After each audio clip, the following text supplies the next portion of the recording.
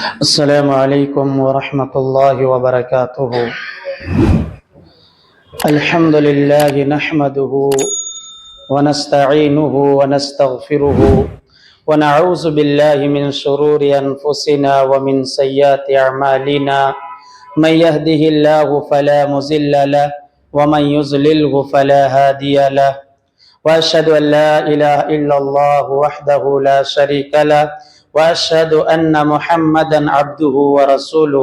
أما بعد، قال النبي صلى الله عليه وسلم: من كان يؤمن بالله واليوم الآخر فليكرم جاره ومن كان يؤمن بالله واليوم الآخر فليقل خيرا أو ليصمت. رواہ البخاری، حدیث نمبر 6019۔ اسلامی بھائیو، اللہ رب العالمین کے حمد و ثنا، کبریائی و بڑائی، جس ذات نے ہمیں اشرف المخلوقات بنا کر پیدا فرمایا، بعدہ درود و سلام و تمام انبیاء علیہم السلام پر، بالخصوص امام الاولین والآخرین رحمت للعالمین جناب محمد الرسول اللہ صلی اللہ علیہ وسلم پر۔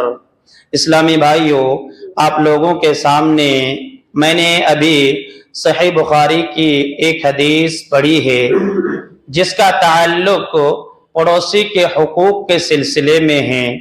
اللہ کے نبی صلی اللہ علیہ وسلم نے ارشاد فرمایا: من کان یؤمن باللہ والیوم الآخر فلیکرم جارہ۔ جو شخص اللہ رب العالمین پر ایمان رکھتا ہے اور آخرت کے دن پر ایمان رکھتا ہے، یعنی قیامت کے دن پر ایمان ہے، اسے چاہیے کہ اپنے پڑوسی کی عزت کرے۔ وَمَنْ كَانَ يُؤْمِنُ بِاللَّهِ وَالْيَوْمِ الْآخِرِ، اور جو شخص اللہ اور اس کے قیامت کے دن پر ایمان رکھتا ہے، فَلْيَقُلْ خَيْرًا أَوْ لِيَصْمُتْ، جب بات کرے تو بھلائی کی بات کرے ورنہ خاموش رہے۔ لہذا اس حدیث میں غور کرے، اللہ کے نبی صلی اللہ علیہ وسلم نے مومنوں کو مخاطب کیا کہ آپ اپنے پڑوسیوں کی عزت کریں، پڑوسی سے اچھے سے ہم کلامی سے پیش آئے، ان سے لڑائی جھگڑا نہ کرے، ان کے حقوق کو ادا کریں، کیونکہ یہ مسلمانوں کی شان ہے۔ اگر ایک پڑوسی دوسرے پڑوسی سے بغض و حسد رکھنے لگے، جلنے لگے، کینہ کپٹ اپنے دل میں بیٹھا کر رہے، تو وہ معاشرہ امن و سکون والا معاشرہ نہیں ہو سکتا، وہ سوسائٹی پرامن والی سوسائٹی نہیں بن سکتی، اس جگہ کے لوگ سکون و اطمینان کے ساتھ زندگی نہیں گزار سکتے۔ کیوں؟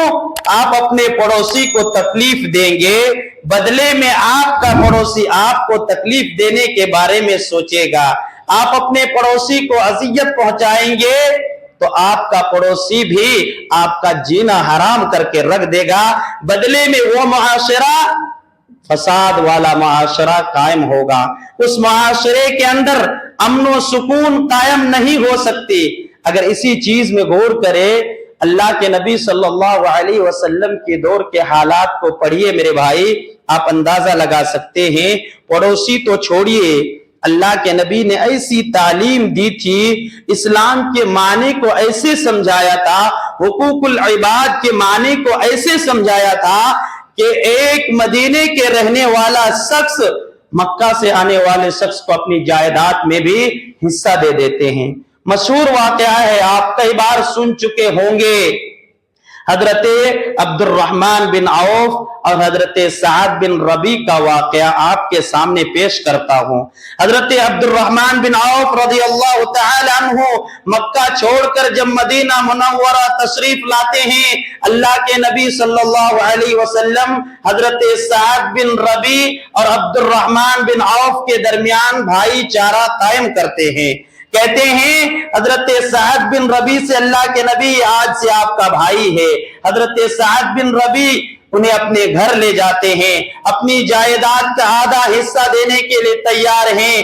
کہتے ہیں کہ میرے پاس 2 بیویاں ہیں، دو عورتیں ہیں، آپ ان دونوں کو دیکھ لیں، آپ کو جو اچھے معلوم ہو، جو بھلے لگے، آپ مجھے اشارہ کرے، آپ بول دے، میں طلاق دے دیتا ہوں، ان کی عدت مکمل ہونے کے بعد آپ ان سے نکاح کر لے۔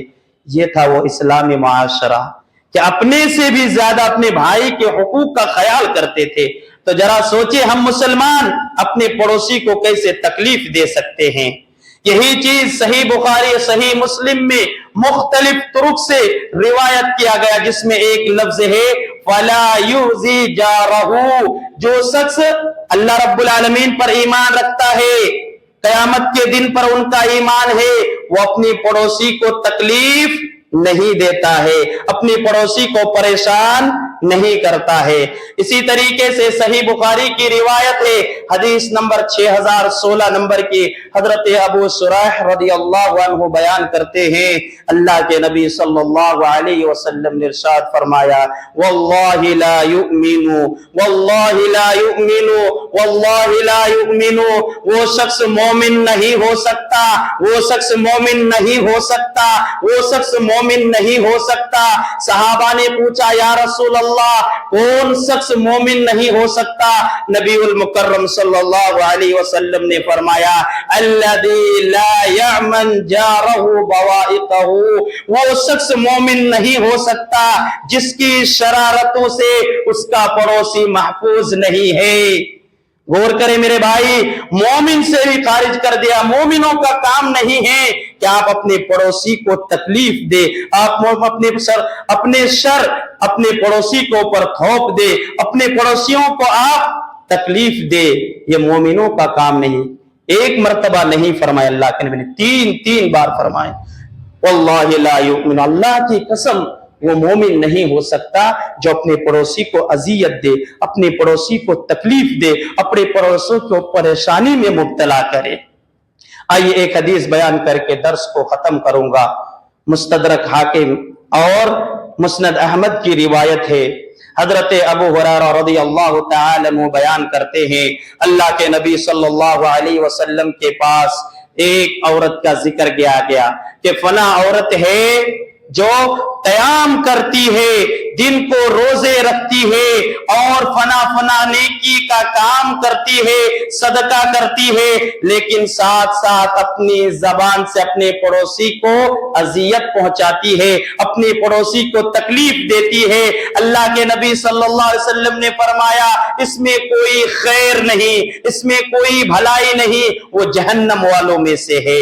پھر صحابہ اکرام نے اللہ کے نبی صلی اللہ علیہ وسلم کے سامنے دوسری عورت کی مثال پیش کی کہ فلاں عورت ہے جو فرض نمازوں کے علاوہ کوئی نماز نہیں پڑھتی، رمضان المبارک کے روزے کے علاوہ کوئی روزے نہیں رکھتی، اور پنیر کے ساتھ وہ صدقہ کرتی ہے، اس کے علاوہ کوئی عبادت نہیں کرتی۔ اللہ کے نبی صلی اللہ علیہ اور ساتھ ہی ساتھ وہ اپنے پڑوسی کو تکلیف وغیرہ بھی نہیں پہنچاتی۔ اللہ کے نبی صلی اللہ علیہ وسلم فرماتے ہیں کہ وہ جنت والوں میں سے ہے۔ دو عورتوں کی مثال دی گئی، عورتوں کی مثال دی گئی، ایک عورت جو فرائض کے علاوہ 5 وقت کی نمازیں پڑھتی تھی، قیام اللیل بھی کرتی تھی، رات کو نمازیں بھی پڑھا کرتی تھی، تہجد گزار عورت تھی، رمضان المبارک کے روزے رکھنے کے ساتھ ساتھ نفلی روزے بھی رکھا کرتی تھی، اور صدقہ و خیرات کے ساتھ ساتھ دوسرے نیک اعمال بھی کیا کرتی تھی۔ لیکن ایک غلطی یہ کرتی تھی وہ عورت کہ اپنی زبان سے پڑوسی کو اذیت پہنچاتی تھی، تکلیف دیتی تھی، گالی دیتی تھی، نازیبہ الفاظ کہتی تھی، جس کی وجہ سے اللہ کے نبی صلی اللہ علیہ وسلم نے فرمایا اس میں کوئی خیر نہیں، ان کے نمازیں، ان کے قیام اللیل کا کوئی فائدہ آخرت میں اس عورت کو نہیں ملنے والی، کیونکہ وہ جہنم والوں میں سے ہے۔ اس کے برخلاف اس عورت کی مثال جو نیکی بھی کم کرتی تھی، فرض نمازیں پڑھتی تھی، رمضان کے روزے رکھتی تھی، نفل روزے نہیں رکھتی تھی، نفل نمازیں نہیں پڑھا کرتی تھی، اور زکات الفطر زکات ادا کرتی تھی، عام صدقات بھی کم کرتی تھی، لیکن اس کے بارے میں اللہ کے نبی صلی اللہ علیہ وسلم نے فرمایا وہ جنت والوں میں سے۔ کیوں؟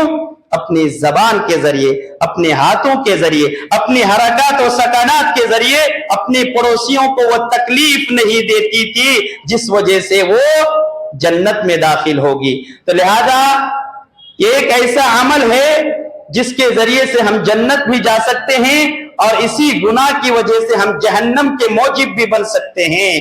لہذا میرے بھائی عہد کر کے اٹھے کہ ہم اپنے پڑوسی کو محفوظ رکھیں گے، انہیں کوئی تکلیف نہیں دیں گے، کیونکہ اسلام میں پڑوسی کو تکلیف دینا حرام قرار دیا گیا ہے۔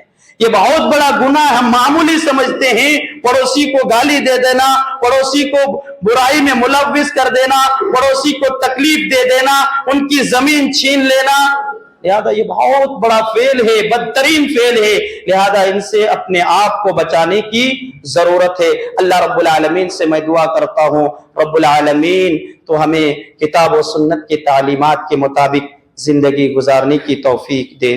رب العالمین تو ہمیں پڑوسی کے حقوق ادا کرنے کی توفیق دے۔ رب العالمین تو ہمیں نیک اعمال کی توفیق دے۔ رب العالمین تو ہمیں حقوق العباد کی ادائیگی کی توفیق دے۔ آمین۔ تقبل یا رب العالمین۔ سبحانک اللہم وبحمدک اشہد ان لا الہ الا انت استغفرک واتوب الیک۔